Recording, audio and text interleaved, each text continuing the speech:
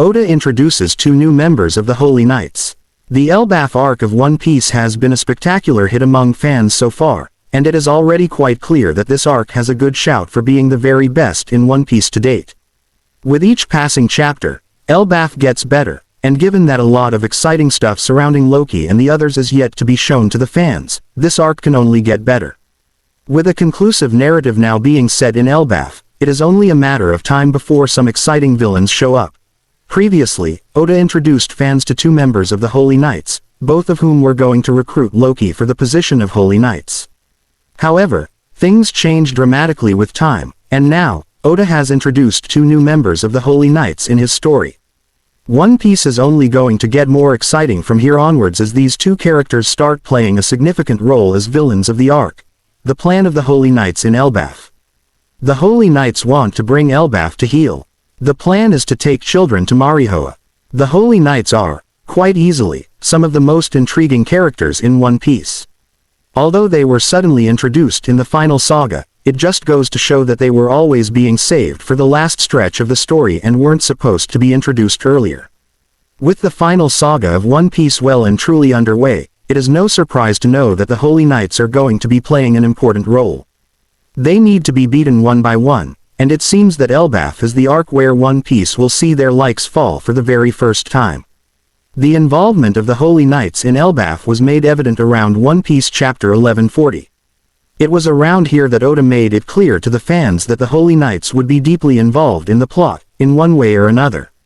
Soon, fans found out that their target was Loki, and that their overall goal was to recruit him for the position of Holy Knight.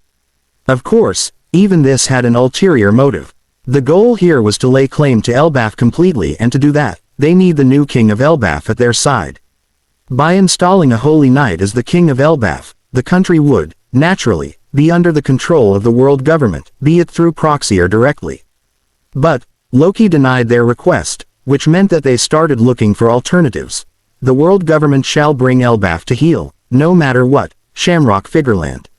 In One Piece chapter 1138, it was made clear that the strategy was to abduct children from Elbaf and potentially bring them to the side of the world government. By kidnapping them and using them as hostages, they would have the upper hand in any form of deal that would be made. To that end, Shamrock wanted one more member of the Holy Knights to join them in this endeavor, and so Gunko used the power of Abyss, the summoning circle linked to Amu, to summon two more members of the Holy Knights. The introduction of two new Holy Knights in Elbaf. Two more Holy Knights appear instead of just one. Shamrock clearly wanted one member of the Holy Knights to appear in One Piece chapter 1140. However, instead of one, two made an appearance. The reason behind this was also revealed by Oda. Apparently, Shamrock has been away from Marihoa for quite some time, which is why he doesn't seem to know the exact situation that Marihoa is facing. Orders from higher-ups essentially wanted Shamrock to return to the Holy Land, and instead of him, two more members of the Holy Knights appeared in Elbaf, both being from very important celestial dragon families and holding tremendous power. Saint Keelingham of House Limosiv. The first member to the Holy Knights to be introduced in One Piece chapter 1140 is Saint Keelingham.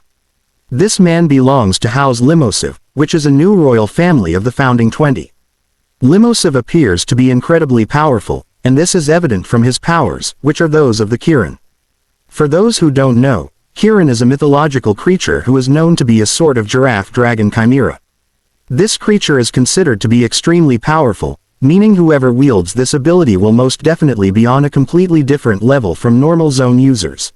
The Kirin is sometimes associated with lightning, as seen in Naruto, but that might not necessarily be the case here. At times, Kirin is also associated with breathing fire, using air and wind as their abilities, and manipulating environments, such as sprouting vegetation upon their arrival. It is quite clear that the power of the Kirin is multidimensional, and Oda will surely have his fun with this Holy Knight. On top of the awakened devil fruit, it is also clear that this individual has a trident, which makes him a very interesting opponent for anyone to face. Saint Summer of House Shepherd. On the other hand, Oda also introduced yet another man of House Shepherd, Saint Summer. House Shepherd is the same one that Jupiter belongs to, and fans are intrigued by Summer as well. The abilities of Summer are unknown at this point in time.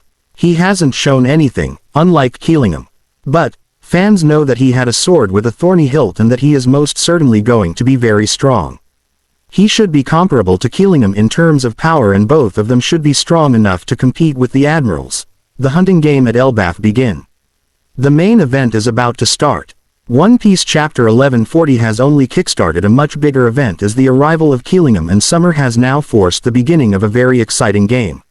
Shamrock is the one who came up with the game, and it is unclear as to what exactly he intends to start. But what fans can say for sure is that these games will see Elbaf fall into a ton of trouble. So our goal is to snatch a few of their kids and take them to the Holy Land. Although we can't use Abyss, we'll have to use our ships. Saint Summers. This could be very similar to the native hunting games on God Valley, and perhaps even more members of the Holy Knights will be revealed. For now, 4 have gathered, and Oda is clearly going to depict some ferocious battles going forward in the story.